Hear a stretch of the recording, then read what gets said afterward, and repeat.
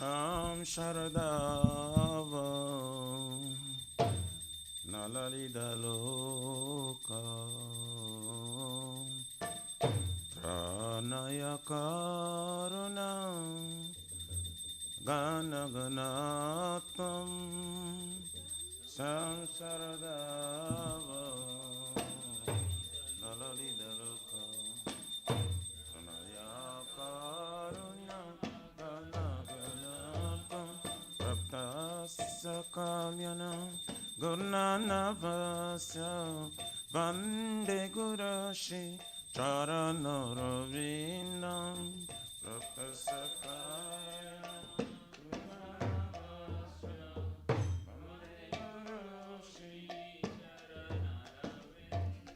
Vande Gurashi Charanaravinam Vande Gurashi Charanaravrindam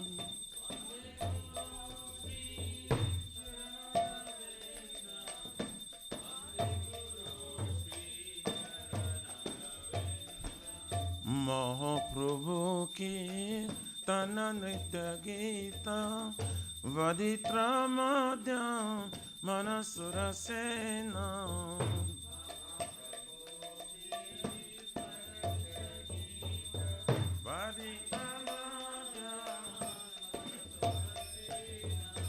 Romancha Kampasru Taranga Vajo Vande Gurashi Charanaravrindam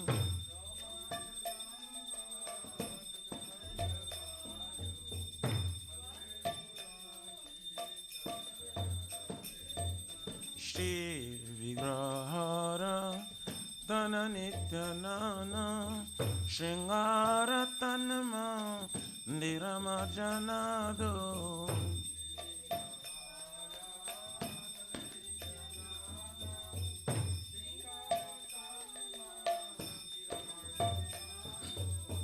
Juktasya Bhaktamsa Niyonjatopi Vande Gurashi Charanaravrindam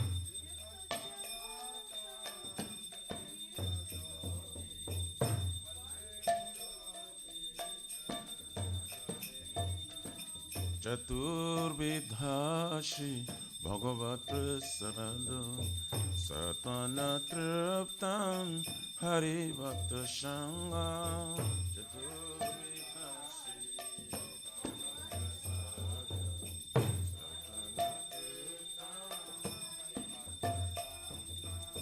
Kritva iva tripti Vajata Shadeva Vande Gurashi Charanaravrindam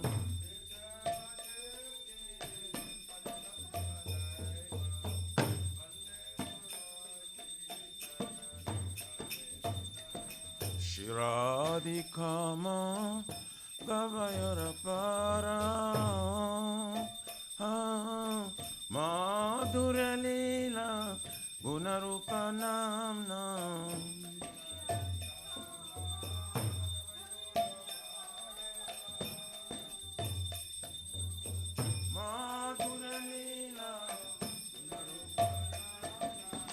Pratichanasva Dhanalalupasya Vande Gurashi Charanaravrindam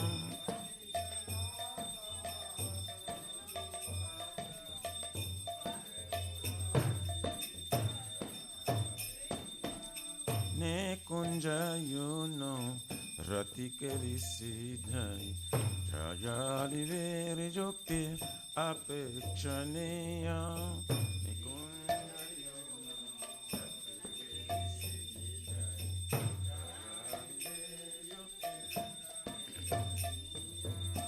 Tatrati Daksha Ativalavasya Vande Gurashi Charanaravrindam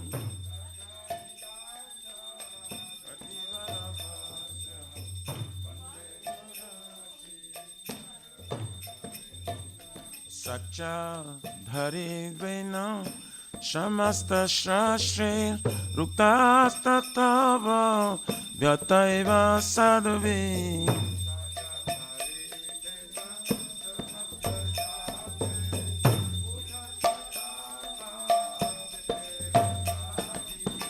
Kintu Prabhaja Priya Eva Tasya Vande Gurashi Charanarvindam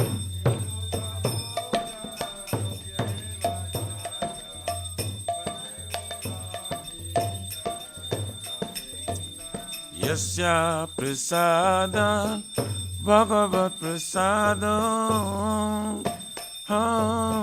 Yasya Prasada Nagati Kutapi Yasya Prasada Sada Yasya Dayam Stovam Tasa Yasatri Sandhyam Vande Gurashi Charanara Vrindam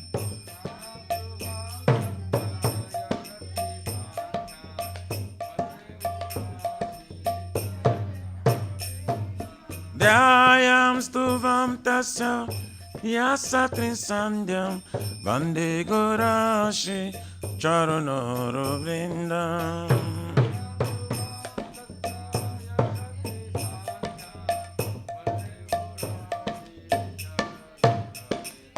Nama Om Vishnu Padaya Krishna Prishtaya Bhutale Srimate Bhakti Vedanta Swami Nitina Mine Nama Om Vishnu Krishna Prishtaya Bhutale Srimate Bhakti Vedanta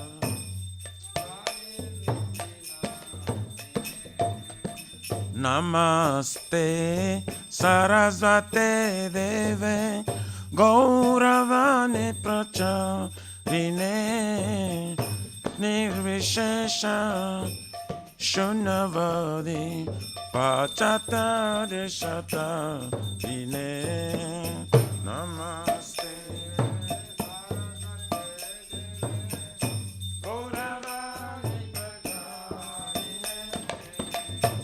Nirvishesha Shunavadi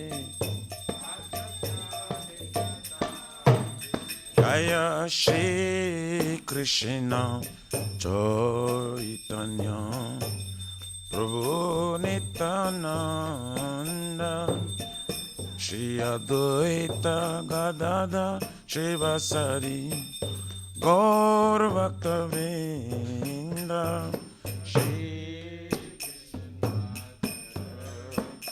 Chaitanya Prabhu Nityananda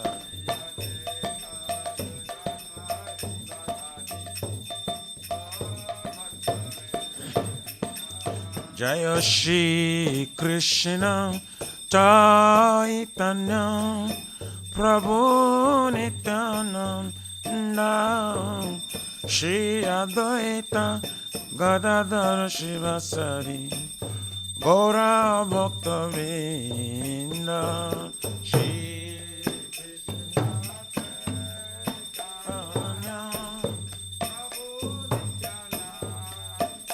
Nityananda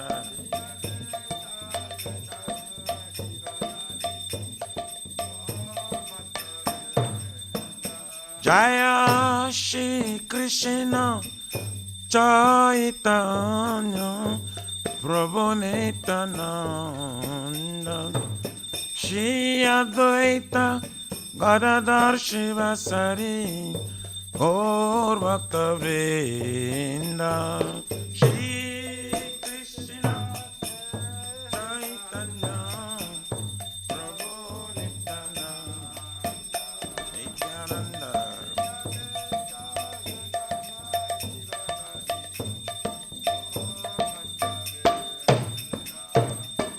Hare Krishna Hare Krishna, Krishna Krishna, Hare Hare, Hare Rama, Hare Rama, Rama Rama, Hare Hare, Hare Krishna,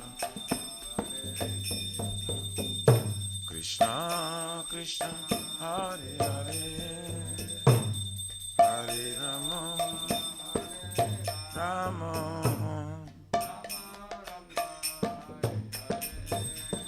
Hare Krishna, Hare Krishna, Krishna Krishna, Hare Hare, Hare Rama, Hare Rama, Rama Rama, Hare Hare, Hare Krishna,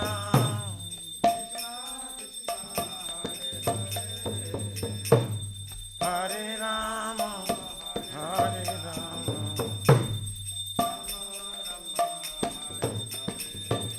Hare Krishna, Hare Krishna, Krishna Krishna, Hare Hare, Hare Rama, Hare Rama, Rama Rama, Hare Hare.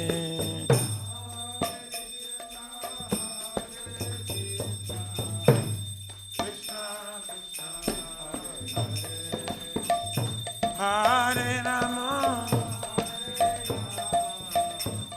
Rama Rama, Hare Krishna, Hare Krishna, Krishna Krishna, Hare Hare, Hare Rama, Hare Rama, Rama Rama, Hare Hare, Hare Krishna, Hare Krishna, Krishna Krishna, Hare Hare, Hare Rama, Hare Rama, Rama.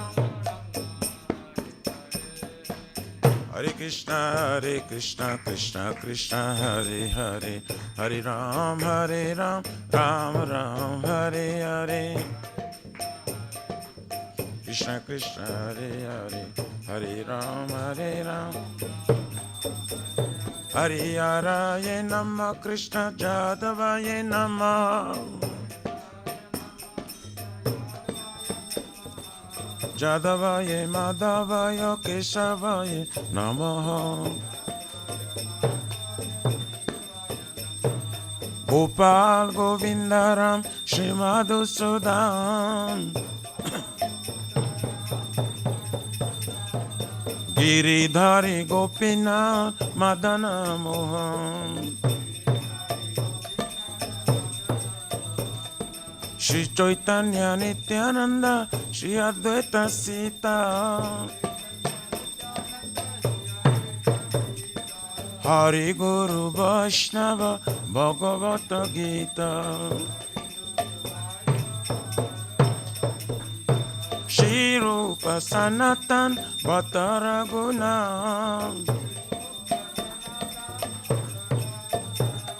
Shri Jiva Gopala Bhatta Dasaraguna,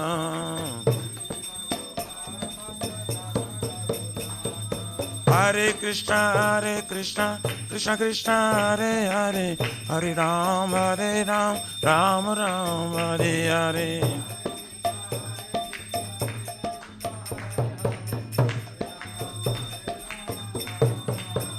Hare Krishna, Krishna Krishna, Hare Hare, Hare Rama, Rama Rama, Hare Hare.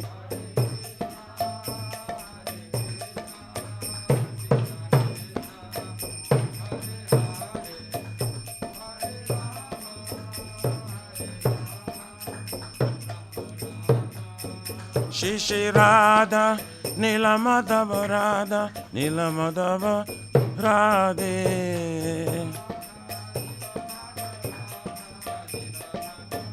Nitai Gaura Haribo, Haribo, Haribo, Nitai Gaura Haribo, Haribo, Haribo, Haribo, Nitai Gaura Premanande Haribo. Jai Om Vishnupada Paramahansa Prabhupada Jagacharya Suttara Saraswati Srimad. His Divine Grace, Abhojravina Bhakti Vedanta Swami Maharaj, Srila Prabhupada ki jai.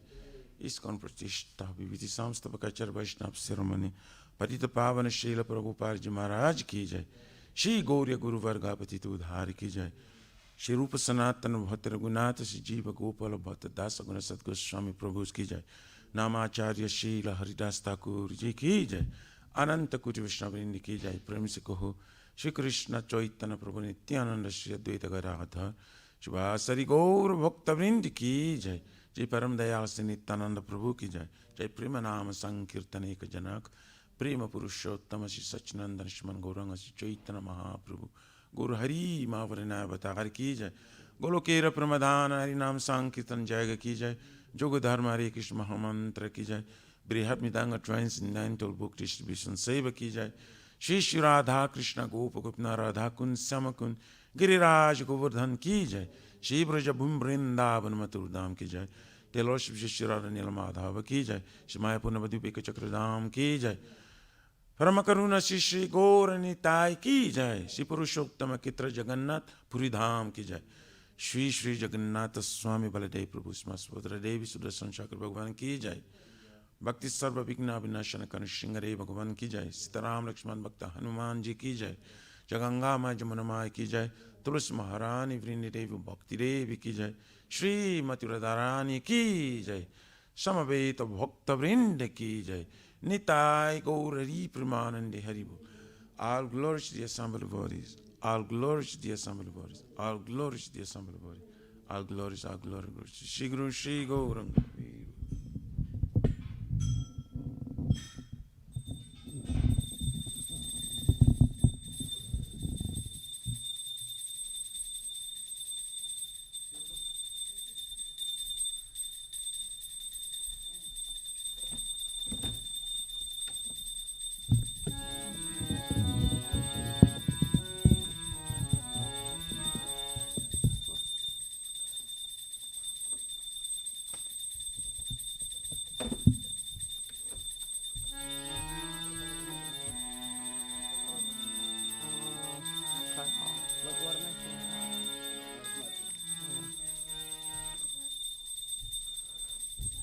Namaste Narasimhaya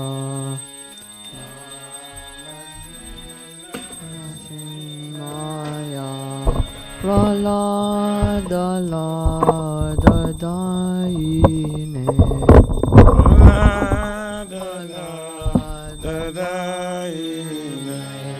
Hiranyakashipu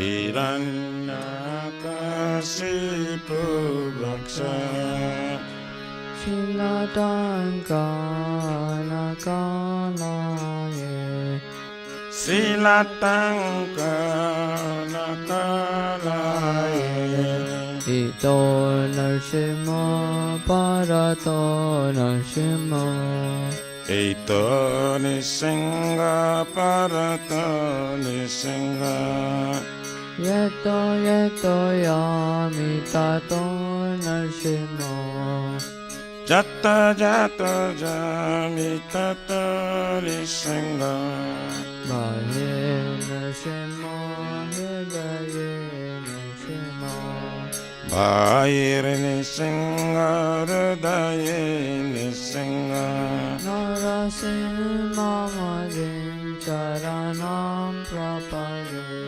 Narasingha Madin Sharanam Prapade Tavakara Kamalavare Naka Adbhuta Bhuta Shringa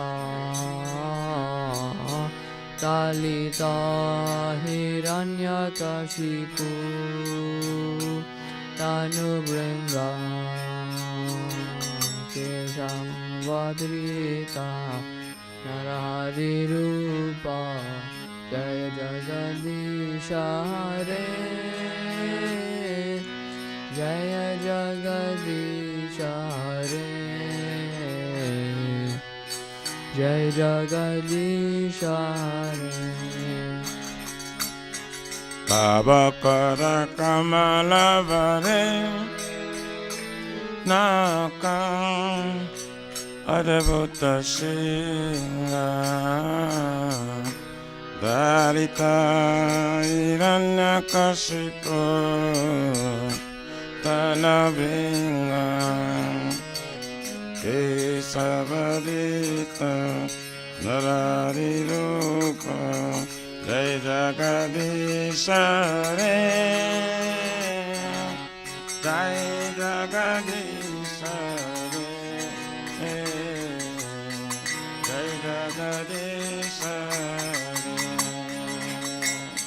Narsimhadev Jaya Narsimhadev Jaya Narsimhadev Jaya Narsimhadev Jaya Nrsimhadev Jaya Nrsimhadev Jaya Nrsimhadev Jaya Nrsimhadev Jaya Prahlad Maharaj Jaya Prahlad Maharaj Jaya Prahlad Maharaj Jaya Prahlad Maharaj Jaya Prahlad Prahlad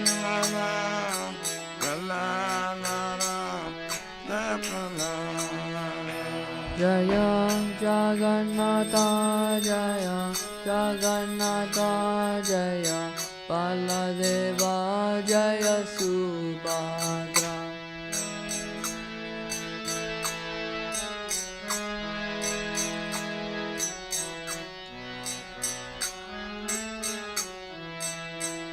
Jaya Prabhupada Jaya Prabhupada Jaya Prabhupada Jaya Prabhupada Jaya Prabhupada Prabhupada Prabhupada Jaya Prabhupada Nitai Gaura Hari Bol Hari Bol Hari Bol Nitai Gaura Hari Bol Nitai Gaura Hari Bol Hari Bol Hari Bol Nitai Gaura Hari Bol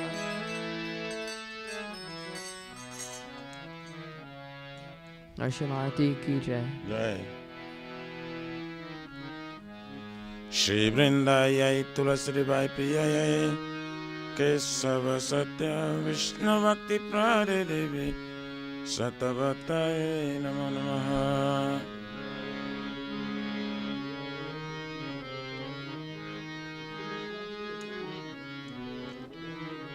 Vrindayai Tulasri Vai Priyayai Kesava Satya Vishnu Bhakti Prade Devi Satavataye Namo Namaha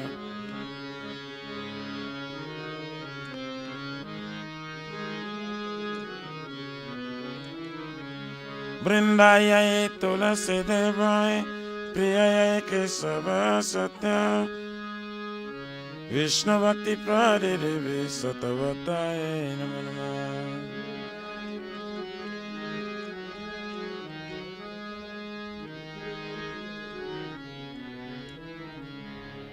Shrimati Tulasi Maharani Vrindadevi Ki Jai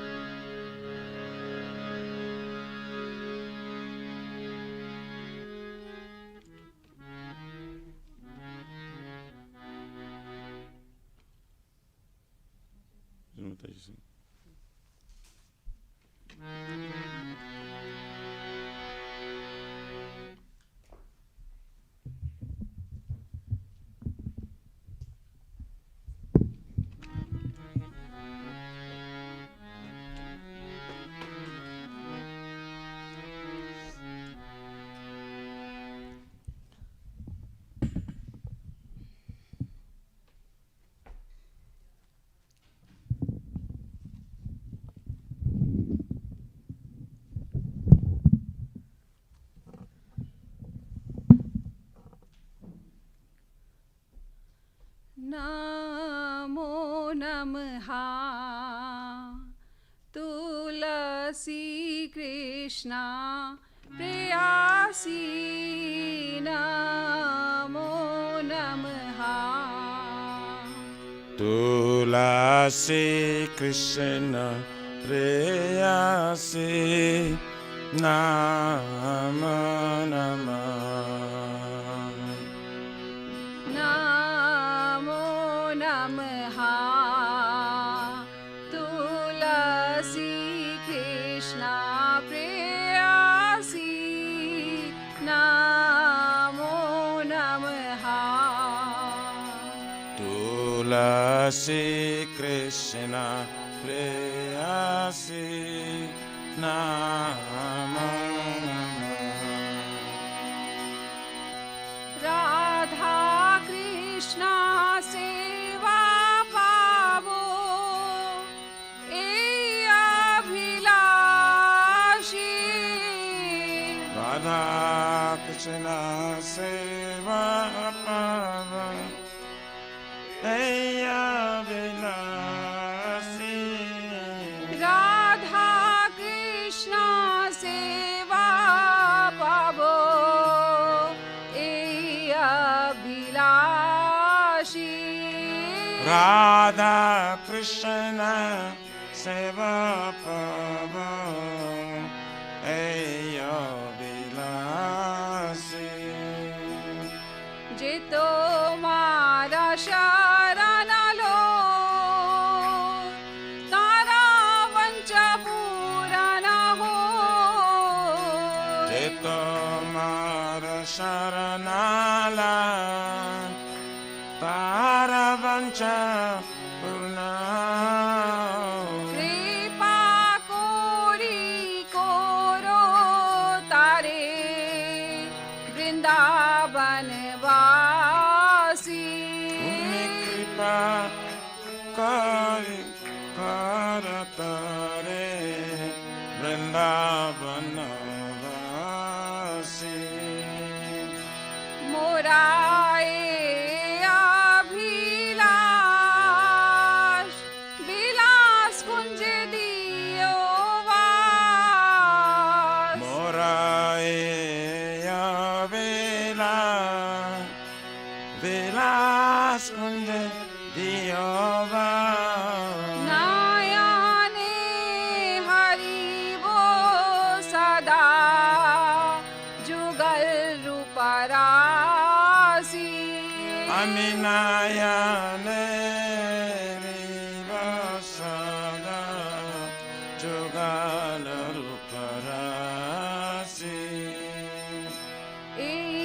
निवेदना धारो साखीर अनुगाता कोरो निवेदना धार सकीरायनो गतकार सेवा अधिकारा दिए कोरो निज दासी सेवायारे करनिए करने जदासी दीना कृष्ण दासे कोए जीना मोरा होए दीना कृष्ण दास को हे हमारा श्री राधा गोविंदा प्रेमे सदा जीना भासी श्री राधा गोविंद प्रेम सदाय नवासी श्री राधा गोविंदा प्रेमे सदा जीना भासी श्री राधा गोविंद प्रेम सदाय नवासी यानि कानि च पापानि भ्रमन्ति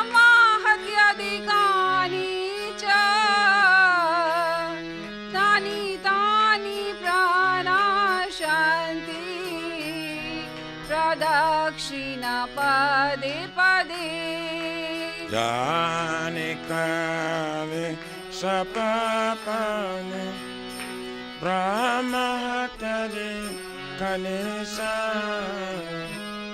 Tani Tani Prana Santi Pradati La Pare Pare यानि कानि च पापानि ब्रह्मा हत्याधिकानि च तानि तानि प्रणाशन्ति प्रदक्षिणा पदे पदे यानि कानि च पापानि ब्रह्माहत्याधिकानि च तानि तानि प्रणाशन्ति प्रदक्षिणा पदे पदे यानि कानि च पापानि ब्रह्मा हत्याधिकानि च तानि तानि प्रणाशन्ति प्रदक्षिणा पदे पदे यानि कानि च पापानि ब्रह्माहत्याधिकानि च तानि तानि प्रणाशन्ति प्रदक्षिणा पदे पदे हरे Krishna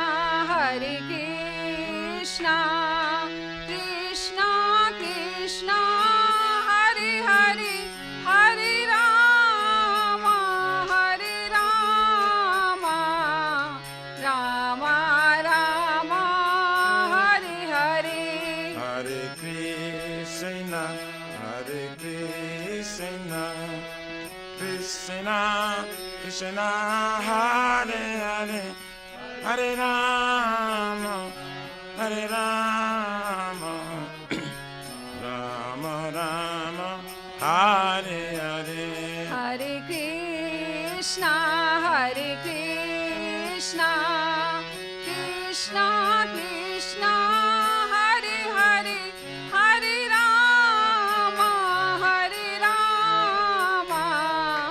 Ram Hare Hare Hare Krishna, Krishna Krishna, Hare Hare, Hare Rama, Rama Rama, Hare Hare. Jaya तुलसी महारानी जया तुलसी महारानी जया तुलसी महारानी जया तुलसी महारानी Jaya Tulsi Maharani, Jaya Tulsi Maharani, Tulsi Maharani, Jaya Tulsi Maharani. Jaya Vrinda Devi Jaya Vrinda Devi Jaya Vrinda Devi Jaya Vrinda Devi Jaya Brinda Devi, Jaya Brinda Devi, Jaya Brinda Devi, Jaya Brinda Devi. नित्याय गौरा हरि बोल हरि बोल हरि बोल नित्याय गौरा हरि बोल नित्याय गौरा हरि बोल हरि बोल हरि बोल नित्याय गौरा हरि बोल श्रीमती तुलसी महारानी वृंदा देवी की जय Jai Shri Vrindai Tulasi Vai Priyai Kesava Satya Vishnu Bhakti Pradevi Shatavatai Namo Namaha.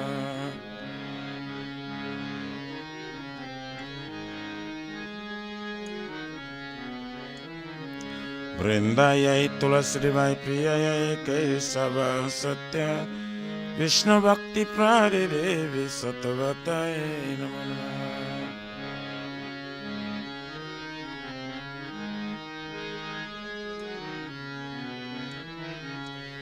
Vrindayai Tulasi Devai Priyayai Kesava Satya Vishnu Bhakti Pradevi Shatavatai Namo Namaha.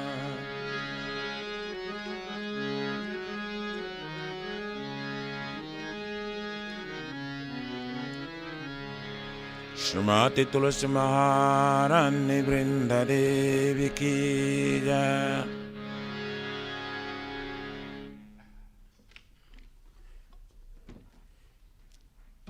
O Tulasi, beloved Krishna, I bow before you again and again. My desire to obtain the service of Shri Radha and Krishna. Whoever takes shelter of you as wishes fulfilled, bestow yourself on him, making resident of him now. My desire is that you also give me a residence of pleasure groves, Thus, within my vision, I will always behold the beautiful pastimes of Radha and Krishna. I beg you to make me a follower of damsels of Raj. Please give me the privilege of devotional service and make me your own maid servant. This very fallen and lowly servant Krishna prays. May I always feel in love. Shri Radha and Govind. Shri Mati Tulsi Maharani Vrindi Devi Ki Jai.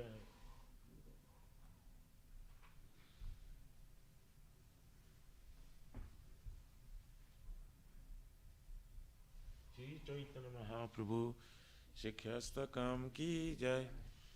Tito Darpanamajanam Bhavamada Bhagni Nivapanam Shri Akari Vachandika Vitaranam Vidya Vadu Jivanam Ananda Murivadanam Pratiparam Gunam Yutashadanam Sarvatmasnam Param Param Jayate Shri Krishna Sankirtanam Nam Namakari Vabhani Sarva Shaktis Tatra Titanyamita Smane Nakada Vidadi Sitava Kapaya Bhavanamati Durgai Vamiti Samya Janina Nuraka Trinarapi Sunichena Tarorapi Saishnuna Amani Namana Dena Kirtaniya Sadari Na dhanam na janam na sundarim kavitam va jagarisha kamaye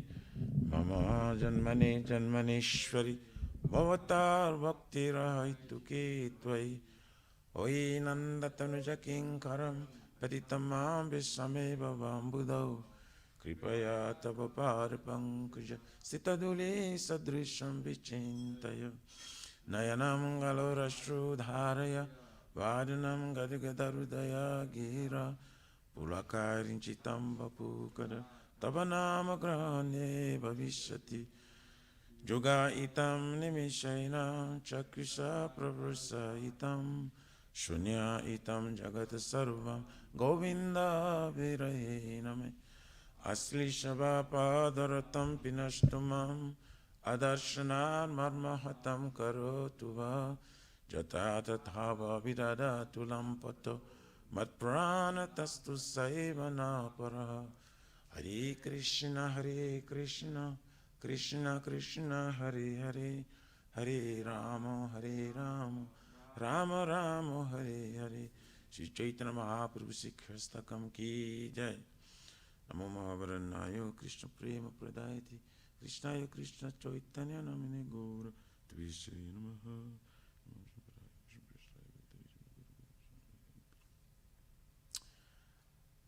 Glory to the Shri Krishna Sankirtana, which cleanses the heart of the dust accumulated for years and extinguishes the fire of conditional life of repeated birth and death.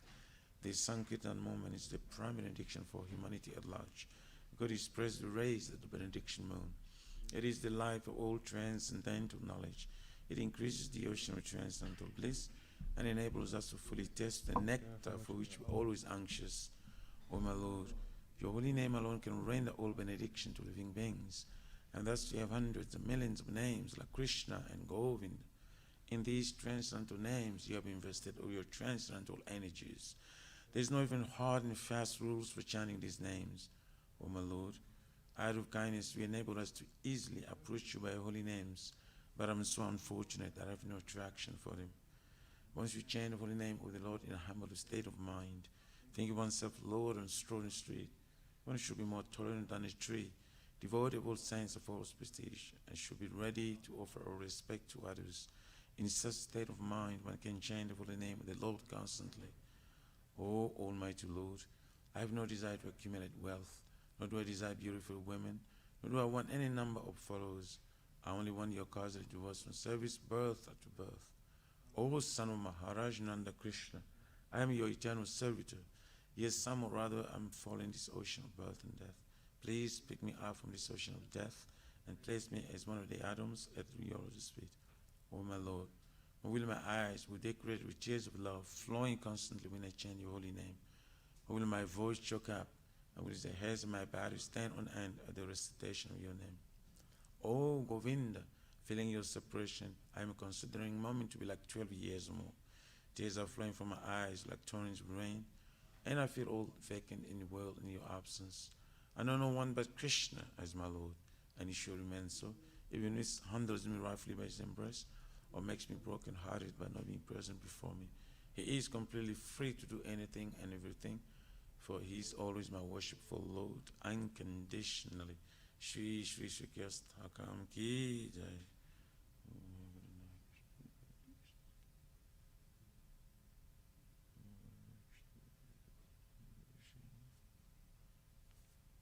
There are 10 offenses in matter of chanting the holy name of the Lord that should be avoided. They are as follows. 1. To blaspheme devotees who dedicated their life for propagating the holy name of the Lord. 2. To consider the names of demigods, the Lord Shiva and Lord Brahma, to be equal to or independent of the name of Lord Vishnu. 3. To disobey the orders of the spiritual master. 4. To blaspheme the Vedic literature or literatures and pursuits of Vedic version. 5. To consider the glories of chanting Hare Krishna to be imagination. 6. To give some interpretation on the holy name of the Lord. 7. To commit sinful activities on strength of chanting the holy name of the Lord. 8. To consider the chanting Hare Krishna as one of the auspicious ritualistic activities which are offered in Vedas as fruitive activity, karma kanda. 9. To instruct the faithless person about the glories of holy name. And 10. To not have complete faith in the chanting of the holy names, and to maintain material attachments, even after understanding so many instructions on this matter. It was also an offense to be inattentive while chanting. Every devotee who claims to be Vaishnava must carefully guard against these 10 offenses in order to quickly achieve the desired success. Krishna Prema. Now let us offer our most humble obeisance unto all the Vaishnavas, devotees of the Lord. They are just like desire trees, they can fulfill the desires of everyone, and they are full of compassion for the fallen conditioned souls. Kripa Sindhu Yevicha Tatnana Pavanebhyo Vaishnavebhyo Namo Namaha Vaishnava Thakur Ki Jai.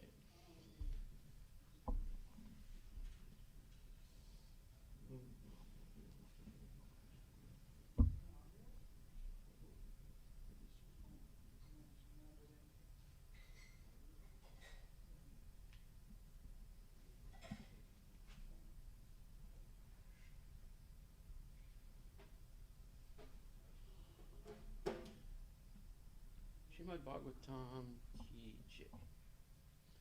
Om Namo Bhagavate Vasudevaya.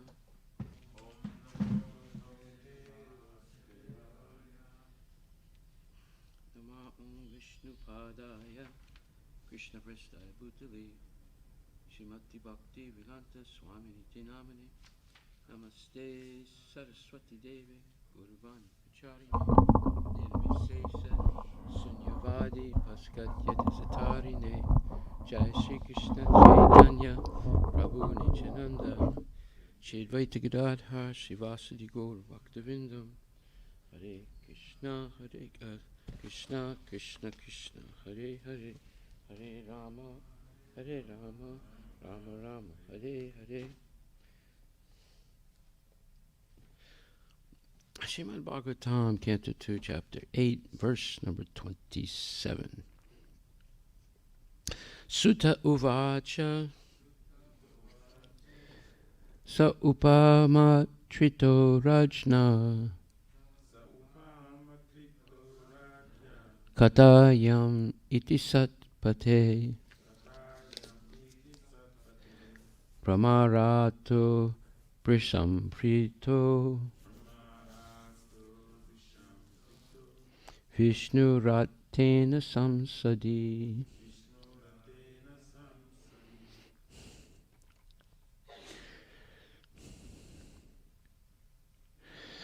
Sutta Uvacha. Srila Sutta Goswami said, Sa, he, Sukadeva Goswami, Upamantrita, thus being inquired, Rajna, Ragya, Ragya, by the king, Katayam, in the topics, Iti, thus, Satpate, of the highest truth, Brahma Rata, Sukadev Goswami, Brisham, very much, Prita, pleased, Vishnu Ratena, by Maharaja Parikshit, Samsadi, in the meeting. Translation by Srila Prabhupada. Sutta Goswami said, thus Sukadev Goswami, being invited by Maharaj Parikshit to speak on topics of the Lord Shri Krishna with the devotees, was very much pleased. Purport by His Divine Grace A.C. Bhaktivedanta Swami Prabhupada. Srimad Bhagavatam can be legitimately discussed only among the devotees of the Lord, as the Bhagavad Gita was authoritatively discussed between Lord Krishna and Arjuna, the Lord and the devotee respectfully. Similarly, Srimad Bhagavatam, which is the postgraduate study of the Bhagavad Gita, can also be discussed between the scholars and devotees like Sukadev Goswami and Maharaj Parikshit. Otherwise, the real taste of the nectar cannot be relished. Sukadeva Goswami was pleased with Maharaj Parikshit because he was not at all tired of hearing the topics of the Lord and was more and more anxious to hear them on and on with interest. Foolish interpreters unnecessarily tackle the Bhagavad Gita and Srimad Bhagavatam when they have no access to the subject matter. There is no use in non-devotees meddling with the two topmost Vedic literatures, and therefore Sankaracharya did not touch Srimad Bhagavatam for commentation. In his commentation on the Bhagavad Gita, Sripada Sankaracharya accepted Lord Krishna as the Supreme Personality of Godhead, but later on he commented from the impersonalist view. But, being conscious of his position, he did not comment on the Srimad Bhagavatam. Srila Sukadeva Goswami was protected by Lord Krishna. Vid, which means sea in Latin, Brahma Vaivarta Purana. And therefore he is known as Brahmarata, and Sriman Parikshit Maharaj was protected by Vishnu, and thus he is known as Vishnurata. As devotees of the Lord, they are always protected by the Lord. It is clear also in this connection that Vishnurata should hear Srimad Bhagavatam from Brahmarata and no one else, because others misrepresent the transcendental knowledge and thus spoil one's valuable time.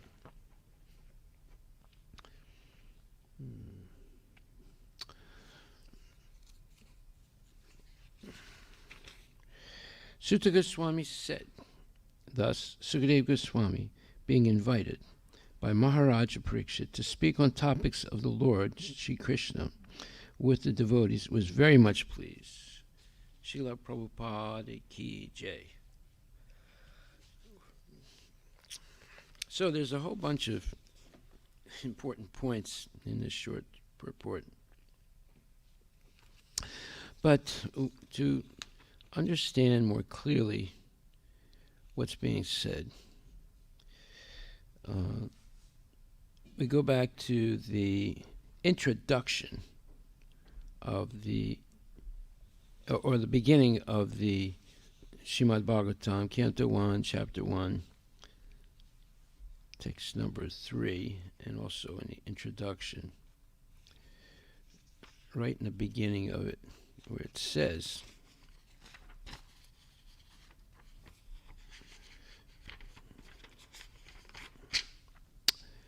the conception of God and the conception of absolute truth are not on the same level. The Srimad Bhagavatam hits on the target of the absolute truth. The conception of God indicates the controller, whereas the conception of absolute truth indicates the summum bonum, or the ultimate source of all energies. There is no difference of opinion about the personal feature of God as the controller, because a controller cannot be impersonal. Of course, modern government, especially democratic government, is impersonal to some extent. But ultimately, the chief executive head is a person, and the impersonal feature of the government is subordinate to the personal feature. So without a doubt, whenever we refer to control over others, we must admit the existence of a personal feature. Right there is an amazing statement. If you understand what he just said, it's a very amazing statement, very brilliant. Of course, modern government, especially democratic government, is impersonal to some extent. But ultimately, the chief executive head is a person, and the impersonal feature of government is subordinate to the personal feature. This is an incredible statement. So without a doubt, whenever we refer to control over others, we must admit the existence of a personal feature, because there are different controllers for different managerial positions. There may be many small gods. According to the Bhagavad Gita, any controller who has some specific extraordinary power is called a Vibhutimat Sattva, or controller empowered by the Lord. There are many Vibhutimat Sattvas, controllers or gods, with various specific powers. But the absolute truth is one without a second. This Srimad Bhagavatam designates the absolute truth, or the summum bonum, as the Param Satyam, the supreme truth. Okay, so this is right in the beginning of the introduction of Bhagavad Gita, and he makes these incredible points and shows the unique, absolute unique position of the Srimad Bhagavatam. The author of Srimad Bhagavatam, Srila Vyasadeva, first offers his respectful obeisances unto the Param Satyam, absolute truth. And because the Param Satyam is the ultimate source of all energies, the Param Satyam is the supreme person. The gods or the controllers are undoubtedly persons, but the Param Satyam, from whom the gods derive powers of control, is the supreme person. The Sanskrit word Ishvara, controller, conveys the import of God, but the supreme person is called the Parameshwara, or the supreme Ishvara. The supreme person, or Parameshwara, is the supreme conscious personality, and because he does not derive any power from any other source, he is supremely independent. In the Vedic literatures, Brahma is described as the supreme god, or the head of all other gods, like Indra, Chandra, and Varuna. But the Srimad Bhagavatam confirms that even Brahma is not independent as far as his power and knowledge are concerned. He received knowledge in the form of the Vedas from the Supreme Person who resides within the heart of every living being. That Supreme Personality knows everything, directly and indirectly. Individual, infinitesimal persons, who are parts and parcels of the Supreme Personality, may know directly and indirectly everything about their bodies or external features. But the Supreme Personality Godhead knows everything about both his external and internal features. And no one, no living entity can know everything about their bodies or external features. They may know directly and indirectly everything about their bodies or external features. That's not a fact. There's many things people don't know about their body or even some of their external features. Okay, so right from the beginning of the introduction of the Srimad Bhagavatam, all this, let's say, validation that God is a person and his name is Krishna, and he has all powers, and he's the source of everything. And he defeats any idea that God is impersonal, although God may have some impersonal aspects, like the light emanating from his body, but he is an eternal person and the source of that light. So behind every impersonal organization, there is a person. Just like most of the, or a lot of the government in the United States is impersonal. But the person in charge of the whole government is a person. So therefore he makes this statement, and it's a brilliant statement. He says, of course, modern government,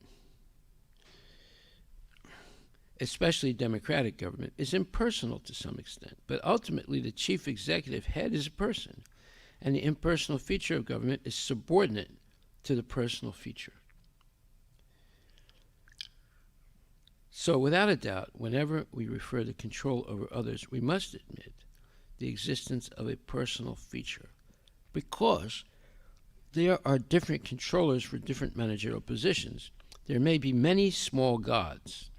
According to Bhagavad Gita, any controller who has some specific extraordinary power is called a Vibhutimat Sattva, or controller empowered by the Lord. There are many Vibhutimat Sattvas, controllers or gods with various specific powers. But the absolute truth is one without a second. This Supreme Bhagavatam, this Srimad Bhagavatam, designates the absolute truth, or the summum bonum, as the Param Satyam, the supreme goodness. Okay, so then when we come to the third chapter, third verse of the Srimad Bhagavatam, more information is given, where it says,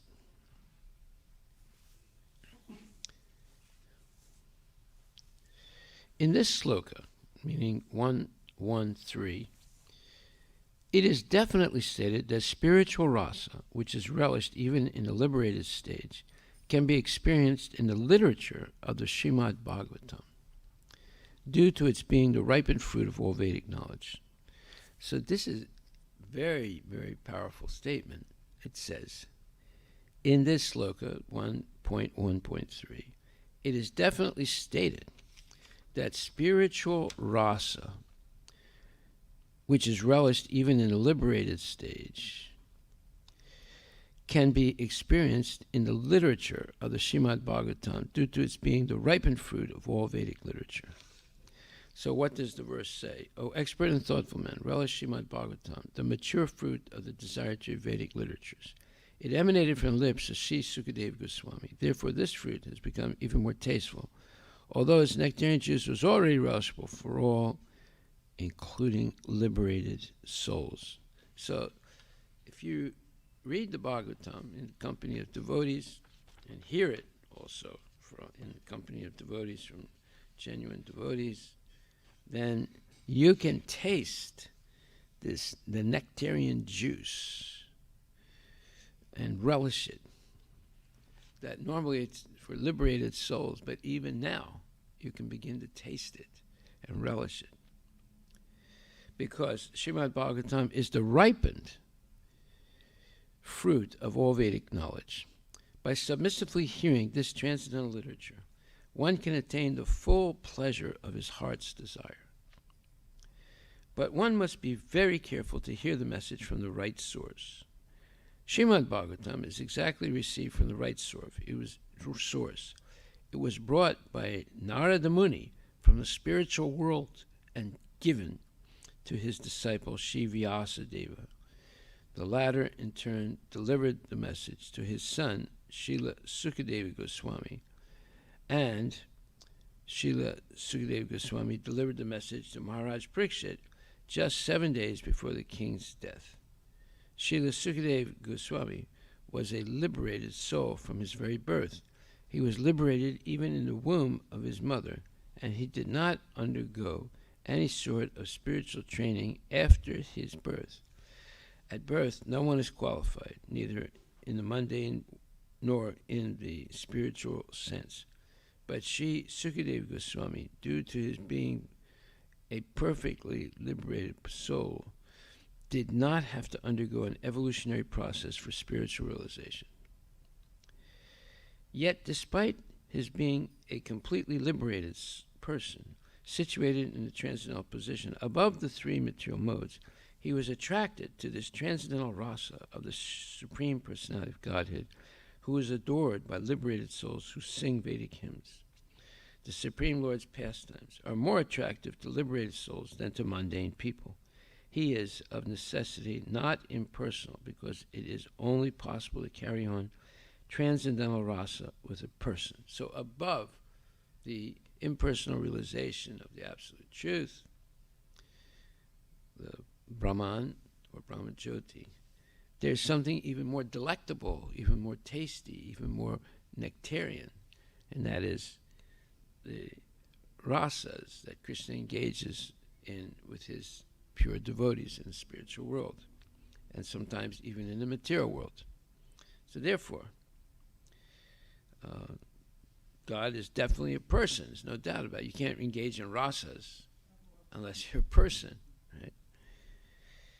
And it continues. In the Srimad Bhagavatam, the transcendental pastimes of the Lord are narrated, and the narration is systematically depicted by Srila Sukadeva Goswami. Thus, the subject matter is appealing to all classes of persons, including those who seek liberation and those who seek to become one with the Supreme Whole. In Sanskrit, the parrot is also known as suka. When a ripened fruit is cut by the red beaks of such birds, its sweet flavor is enhanced. The Vedic fruit, which is mature and ripe in knowledge, is spoken through the lips of Srila Sukadeva Goswami, who is compared to the parrot not for his ability to recite the Bhagavatam exactly as he heard it from his learned father, but for his ability to present the work in a manner that would appeal to all classes of men. Well, that's another big statement. He spoke the Bhagavad Gita in such a way that it would appeal to all classes of men, high-class men, middle-class men, low-class men or women. The subject matter is so presented through the lips of Srila Sukadeva Goswami that any sincere listener that hears submissively can at once relish transcendental tastes which are distinct from the perverted tastes of the material world. The ripened fruit is not dropped all of a sudden from the highest planet of Krishna Loka. Rather, it has come down carefully through the chain of disciplic succession without change or disturbance.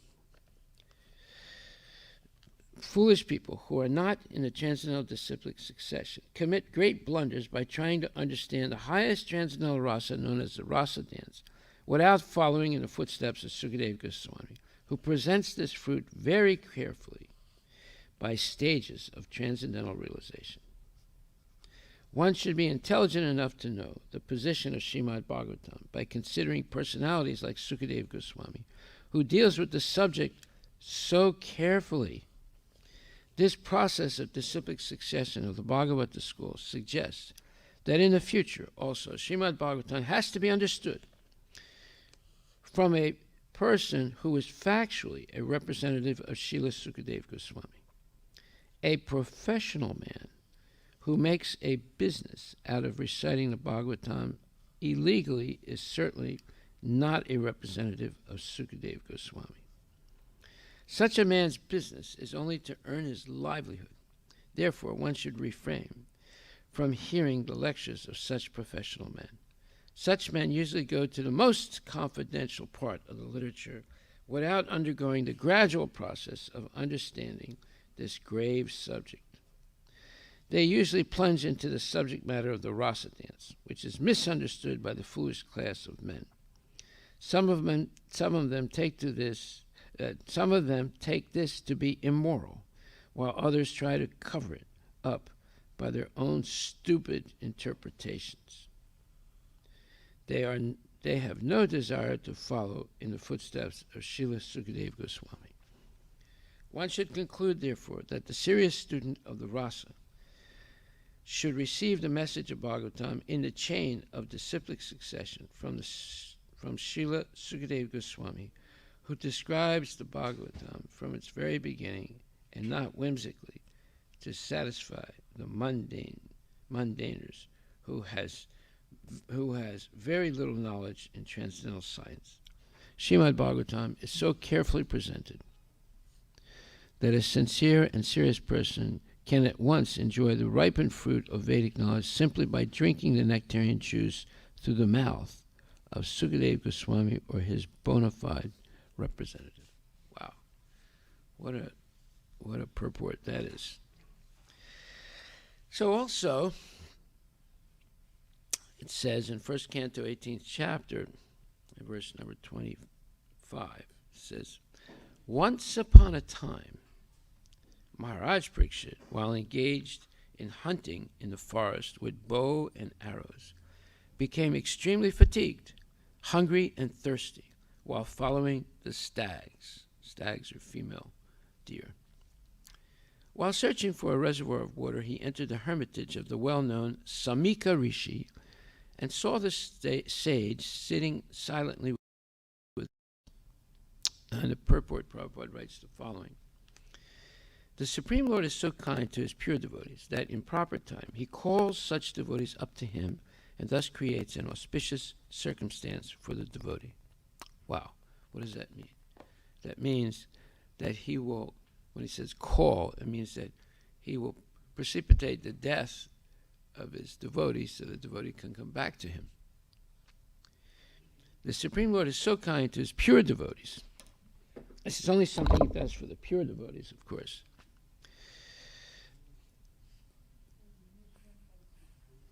That in proper time he calls such devotees up to him and thus creates an auspicious circumstance for the devotee. Well, what's auspicious? Going back to Godhead, going back to Krishna, right? Maharaj Parikshit was a pure devotee of the Lord, and there was no reason for him to become extremely fatigued, hungry, and thirsty, because a devotee of the Lord never becomes perturbed by such bodily demands. But by the desire of the Lord, even such a devotee can become apparently fatigued and thirsty just to create a situation favorable for his renunciation of worldly activities. One has to give up all attachment for worldly relations before one is able to go back to Godhead. And thus, when a devotee is too much absorbed in worldly affairs, the Lord creates a situation to cause indifference. The Supreme Lord never forgets his pure devotee, even though he may be engaged in so-called worldly affairs. Sometimes he creates an awkward situation, and the devotee becomes obliged to renounce all worldly affairs. The devotee can understand by the signal of the Lord, but others take it to be unfavorable and frustrating. That's a very important statement right there. That the devotee can understand the signal of the Lord.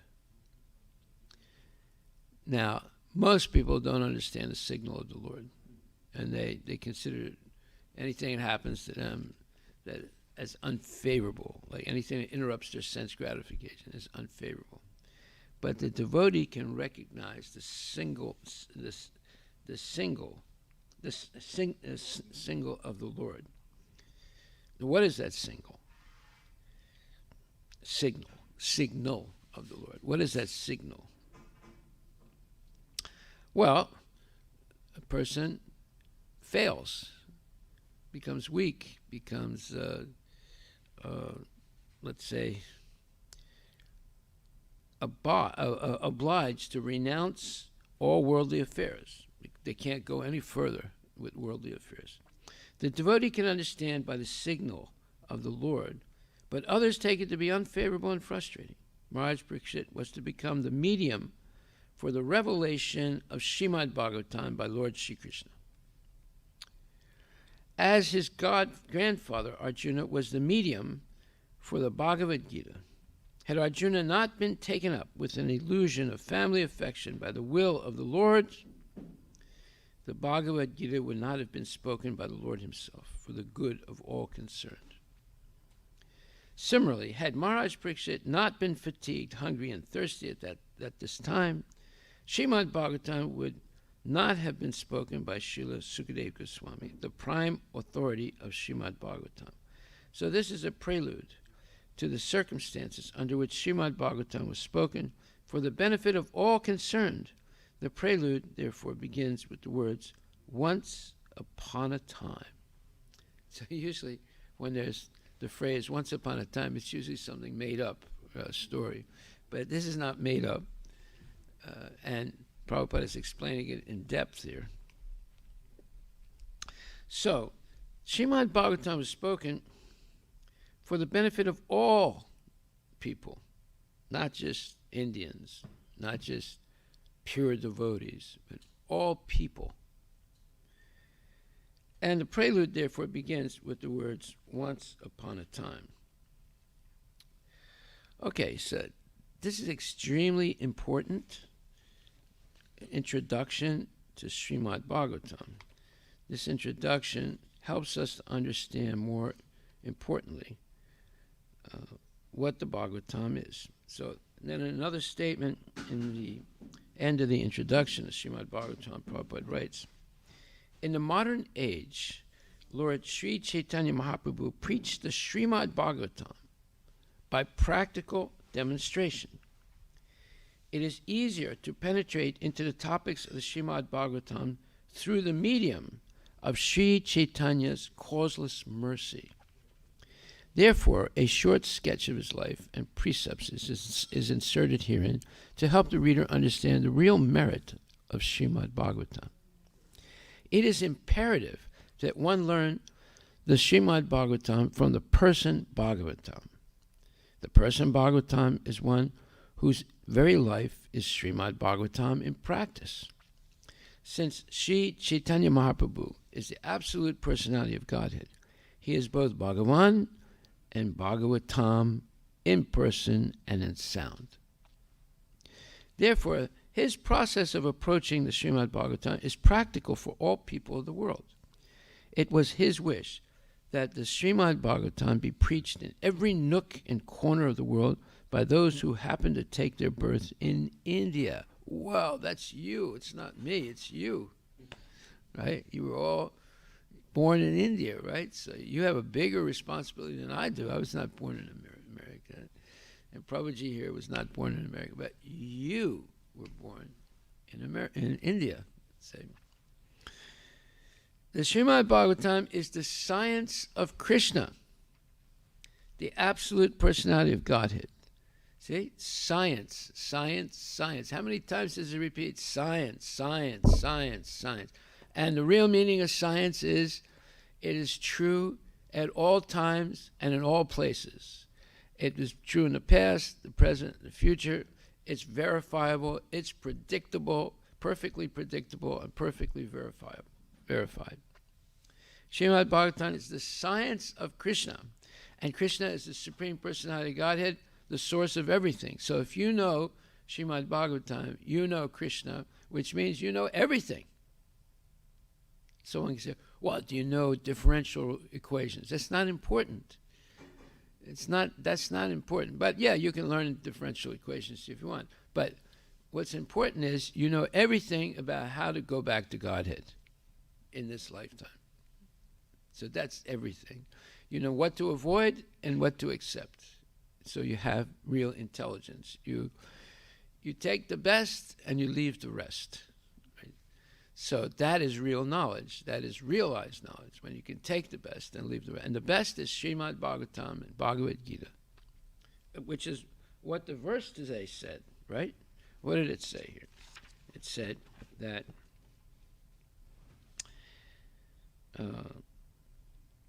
there is no use in non-devotees meddling with the two topmost Vedic literatures. And therefore, so the topmost of all Vedic literatures are Srimad Bhagavatam and Bhagavad Gita.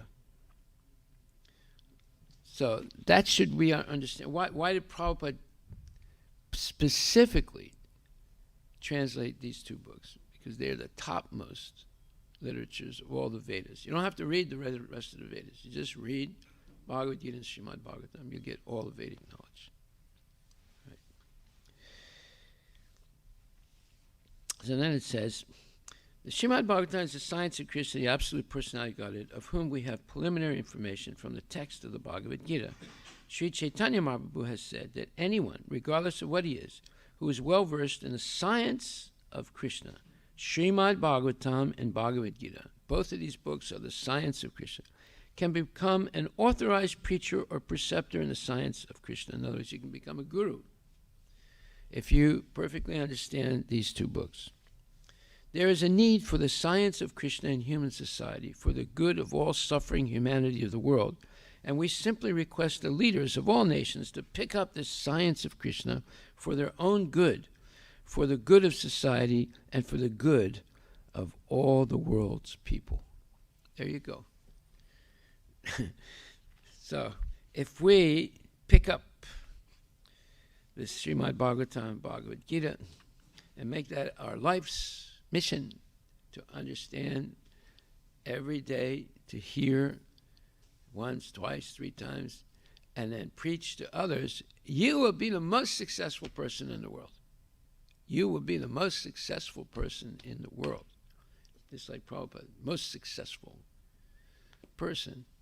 In 11 short years, he built up a gigantic movement that's still going on and still growing. That's real success. Oftentimes, just like it was in the news 2 days ago, it said, only 5 years since Fidel Castro died, and now his whole movement is falling apart. Look it up right now. Look it up. News. Only 5 years since Fidel Castro died, and now his whole movement is falling apart. Fidel Castro, Fidelcastro.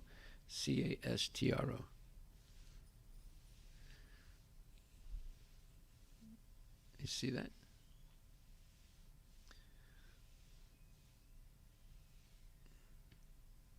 You got it? Only 5 years after Fidel Castro died, his movement is falling apart.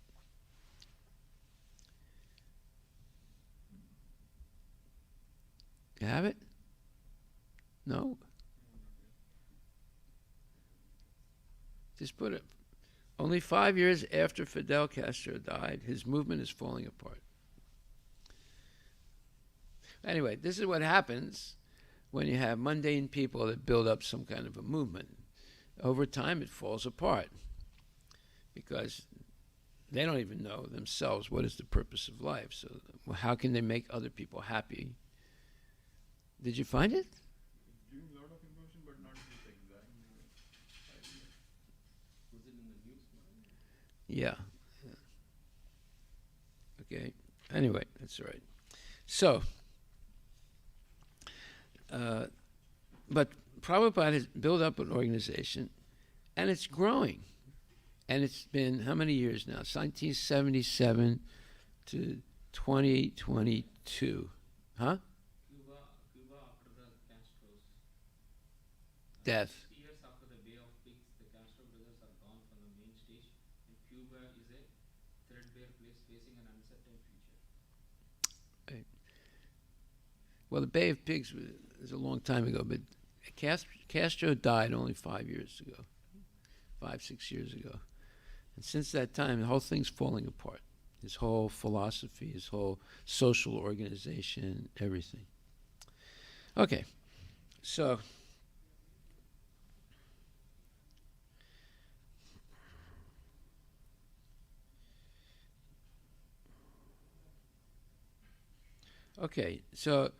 then here,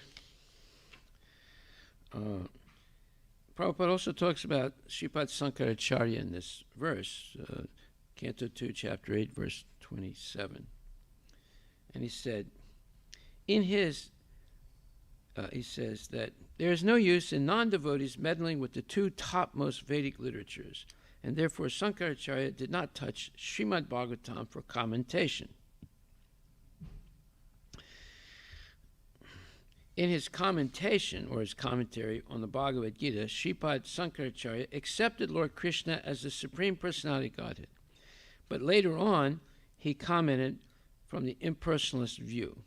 But, being conscious of his position, he did not comment on the Srimad Bhagavatam.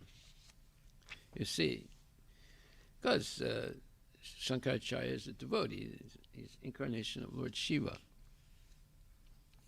And he was ordered by Lord Narayana to mislead the Buddhists and bring back the authority of the Vedas. And that's what he did. But he had to give a Buddhist-like interpretation of the Vedas to convince them to accept it. But he did reestablish the authority of the Vedas, whereas Buddha rejected it, because Buddha is also an incarnation of Krishna, but he rejected the Vedas because the Brahmins at that time were misinterpreting the Vedas. And it's just an impossible thing to convince someone who's making money by misinterpreting something to give it up, because for them to give it up is like death. So instead of trying to convince them to give up their misinterpretation, what was their misinterpretation? They continued to do things that were not allowed in Kali Yuga. They were allowed previously because the Brahmanas were qualified. So animal slaughter, cow slaughter in pujas, and horse slaughter in pujas, this was forbidden in Kali Yuga because they didn't have the power to bring the animal back alive. If you can kill someone if you can bring him back alive, but they didn't have that power anymore. But they continued doing it, and then because they continued burning the cow or the horse, they ended up with a barbecue, and they said, "Well, this is Mahaprasadam," and started distributing the barbecue as if it's Mahaprasadam. So they started meat eating in the name of religion. So to stop all that, Buddha said, look, if that's in your Vedas, which are not, because it says in the Vedas also that you should stop these sacrifices of Kali Yuga. And he said, then I reject the Vedas. So to bring the Vedas back, 1,000 years later, Sankaracharya appears and tricks the Buddhists. And some of them convert back to accepting the Vedas, and those who didn't convert, they eventually left India and started moving to Lanka and China and other places. Okay. So Srila Sukadeva Goswami was protected by Lord Krishna. And he says, Prabhupada says, you see the Brahma Vaivarta Purana. Okay. And therefore, he is known as Brahmarata. And Shriman Parikshit Maharaj was protected by Vishnu, and thus he is known as Vishnurata. As devotees of the Lord, they are always protected by the Lord. Well, how do we know that? Well, because Krishna promises it in Bhagavad Gita, 9th chapter, 13th verse. Mahatmanas tumam partha daivim pakritim asritaha bhajanti ananya manaso gatva bhutadim avyayam. So, 9th chapter, 13th verse.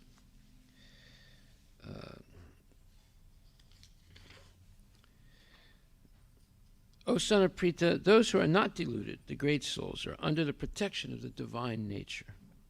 They are fully engaged in devotional service because they know me as the Supreme Personality of Godhead, original and inexhaustible. And Prabhupada says, in this verse, the description of the Mahatma is clearly given. The first sign of the Mahatma is that he is already situated in the divine nature. He is not under the control of material nature, meaning the three modes of nature. And how is this effected? How is this possible? That is explained in the 7th chapter. One who surrenders unto the Supreme Personality of Godhead, Sri Krishna, at once becomes freed from the control of material nature. Vahanam janmanamante jnanavamam prapadyante Vasudeva Saramiti Samahatma Sudurlabha. Someone who says, oh Krishna, you are everything for me. That person is a great Mahatma. And who lives like that is a great Mahatma, great personality. So, it says, and how is this affected? That is explained in the 7th chapter. One who surrenders unto the Supreme Personality of Godhead, Sri Krishna, at once becomes freed from the control of material nature. That is the qualification. One can become free from the control of material nature as soon as he surrenders his soul to the Supreme Personality of Godhead. That is the preliminary formula. Being marginal potency, as soon as the living entity is freed from the control of material nature, he is put under the guidance of the spiritual nature. The guidance of the spiritual nature is called Daivi Prakriti, divine nature. So when one is promoted in that way, by surrendering to the Supreme Personality of Godhead, one attains to the stage of a great soul, Mahatma. So it says, Daivi Iyesa Gunamai Mamamaya Duradaya Mam Eve Prapadyante Mayametam Tarantite. So the Mahatma does not divert his attention to anything outside Krishna, because he knows perfectly well that Krishna is the original Supreme Person, the cause of all causes. So everything is coming from Krishna. If you know Krishna, the science of Krishna, you have all knowledge. What does that mean, all knowledge? It means all knowledge had to go back to Godhead, not all knowledge had to stay in the material world. That's what material knowledge is. It keeps you in the material world, but spiritual knowledge will take you back to Godhead. So that is all knowledge. That's the real goal of life. There's no doubt about it. Such a Mahatma, or great soul, develops through association with other Mahatmas, pure devotees, such as the four-armed Mahavishnu. Pure devotees. Pure devotees are not even attracted by Krishna's other features, such as the four-armed Mahavishnu. They are simply attracted by the two-armed form of Krishna. They are not attracted to other features of Krishna, nor are they concerned with any form of a demigod or of a human being. They meditate only upon Krishna and Krishna consciousness. They are always engaged in the unswerving service of the Lord in Krishna consciousness. So there are so many people in India, they're focused on Gandhi. See? And then now there's so many people in India, they focused on Marx, Karl Marx, and his book, Das Kapital. And there's other people in India, they're focused on Asat Guru. But devotees, they're not attracted even to other features of Krishna, such as Mahavishnu, nor are they concerned with any form of a demigod or of a human being. They meditate only upon Krishna and Krishna consciousness. They are always engaged in the unswerving service of the Lord and Krishna consciousness. So this is a description of a pure devotee. And then the continued description is the next verse, next 9th chapter, verse 20. Satatam kirtayantamam chitantascha dritavrataha namasyantascha mamparta nitya yukta namasyantascha mam bhaktya nitya yukta upasate. So this verse, I'm sorry, that's not, it's verse 9.14. So it says, always chanting my glories, endeavoring with great determination, bowing down before me, these great souls perpetually worship me with devotion. So now it's continuing to give more information about a Mahatma. The Mahatma cannot be manufactured by rubber stamping an ordinary man. His symptoms are described here. A Mahatma is always engaged in chanting the glories of the Supreme Lord Krishna, the personality of Godhead. He has no other business.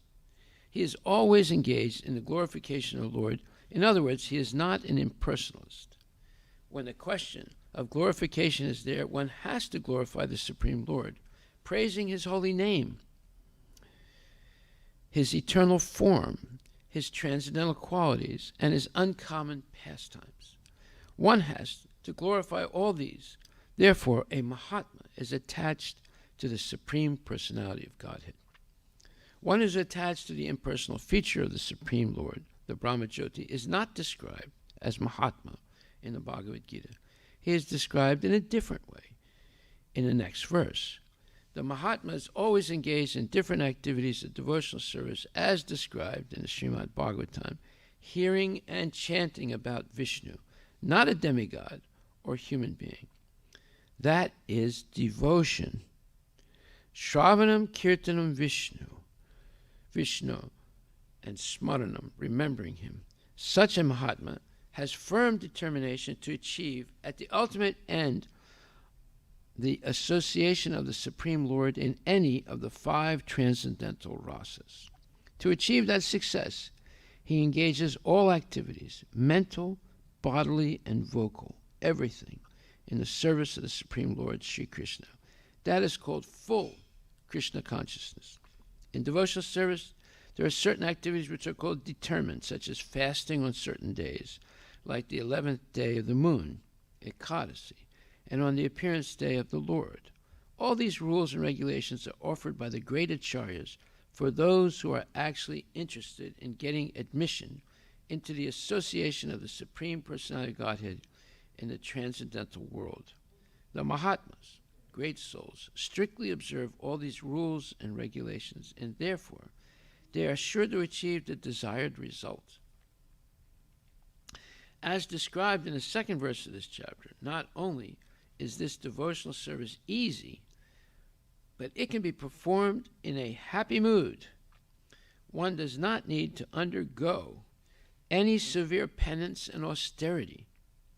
He can live this life in devotional service guided by an expert spiritual master and in any position, either as a householder or a sannyasi or a brahmachari, in any position and anywhere in the world, he can perform this devotional service to the Supreme Personality of Godhead and thus become actually Mahatma, a great soul. You see, it says, from any position and anywhere in the world. That's science.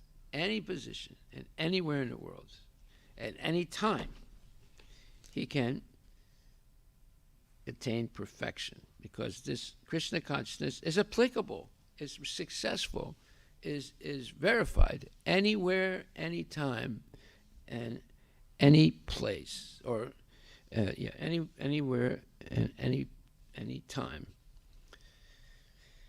Okay, and now he says, as described in the second verse of this chapter, not only is this devotional service easy, but it can be performed in a happy mood. So that's a very important verse. Raja Vidya Raja Guyam Pavitam Idam Uttamam Pratyaksha Bhagamam Dharmam Susukam, which means happy. Susukam Dharmam, yes. Raja Vidya Raja Guyam Pavitam Idam Uttamam Pratyaksha Bhagamam Dharmam Susukam Kartam Avyayam. It is happily performed and eternal.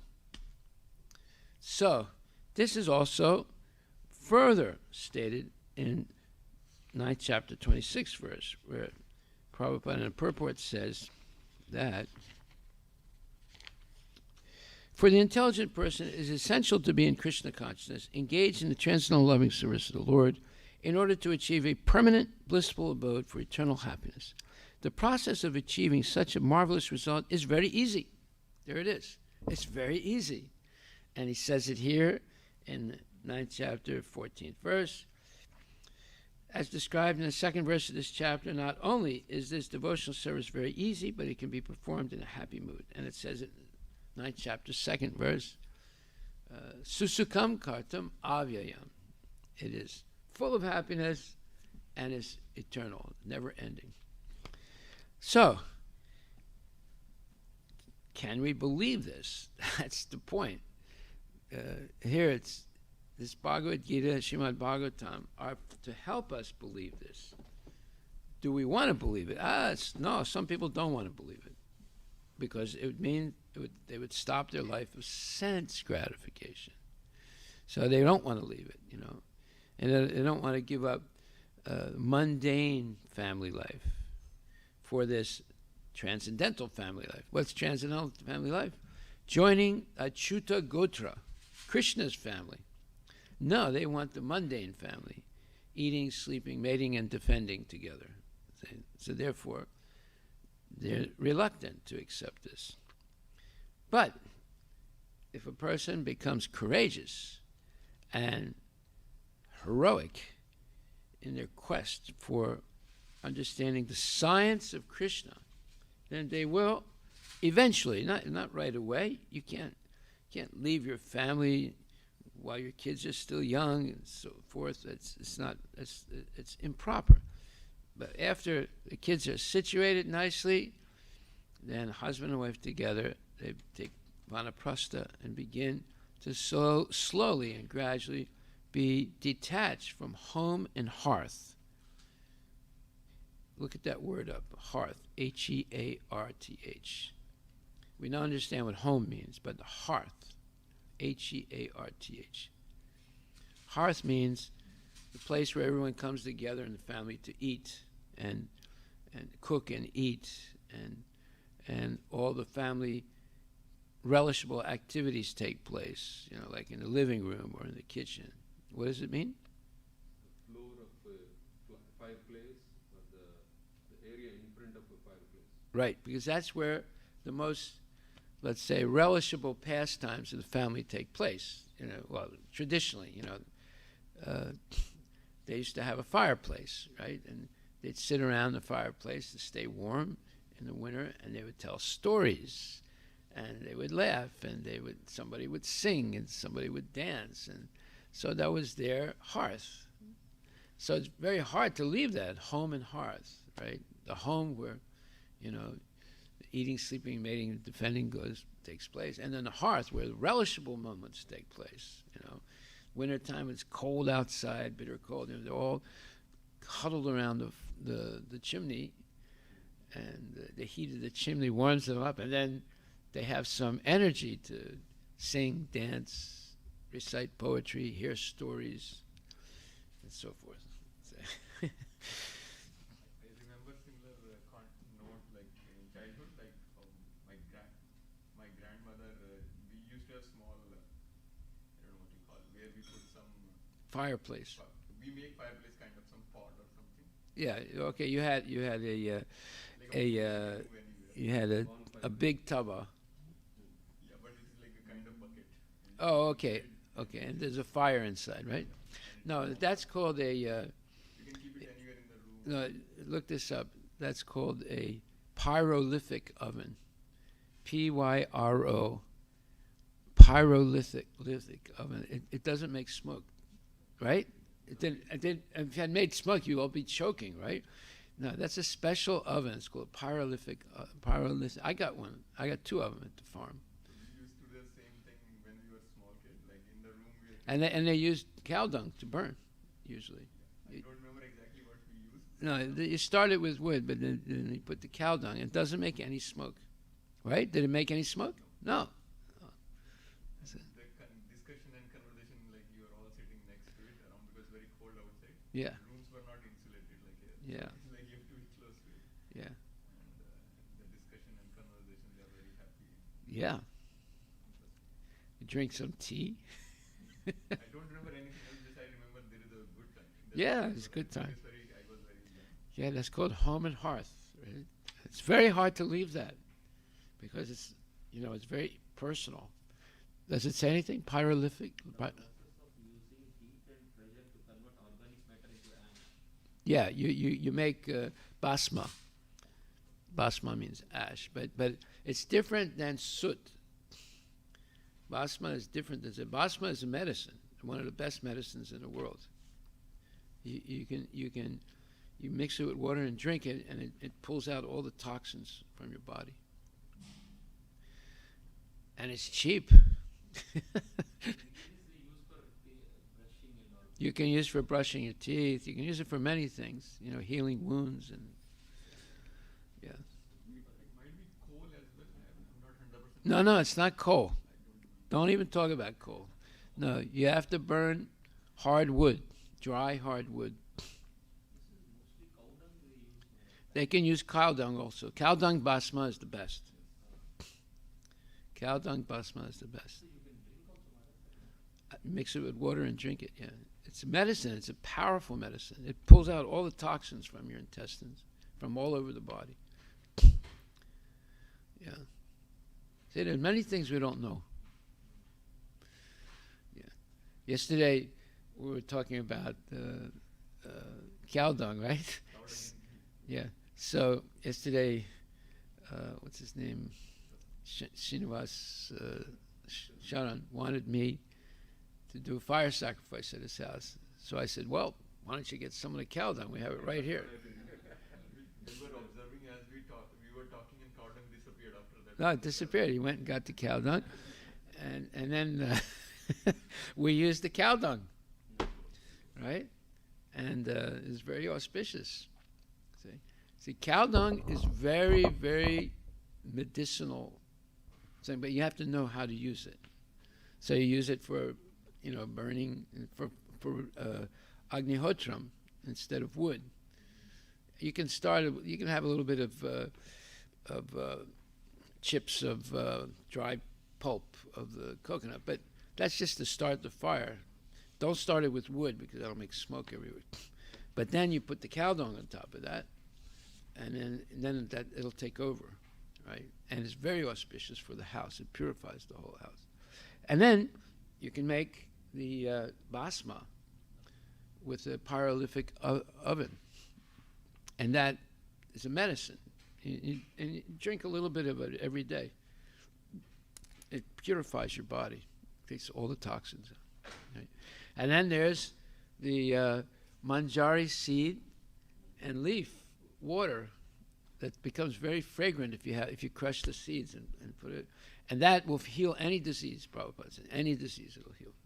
So, and it's a preventive also. You drink it a little bit every day. So the fresh seeds or the dried seeds, like for a manjari? The seed, I don't know, fresh or dry. Maybe fresh is better. I don't know, but he said you take the manjari seeds and the leaves. So you see, everything is here in the Bhagavatam. You don't need any other book. If we just study Bhagavad Gita and Bhagavatam every day, which is what we just did now, right? We studied Bhagavatam and Bhagavad Gita. It has all knowledge, and you'll be peaceful, you'll be happy, you'll be healthy, and everything will be wonderful. Huh? Simple living, high thinking, right? People say, no, give me, that's too simple. Give me something hard to do. They're nonsense, they're not completely crazy, nonsense people. Haribol, thank you very much. All glories to Srila Prabhupada. So we have to make this Tulsi Manjari water. What curdled practice? Yes. So just crush and put it in water and drink. Oh, well, let it macerate in the water. Let it leave in the water a day or two, so the water extracts out the medicinal qualities. And basma, I'm going to make basma. I have the oven. I have a pyrolytic oven. Haribol, Srila Prabhupada ki jai.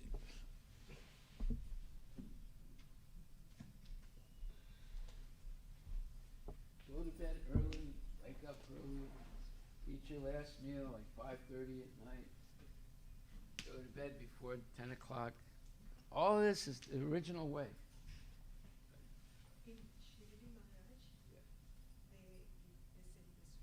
The basma? the ashes, they will be always burning. Duni they say. In that they always burn this, and they will be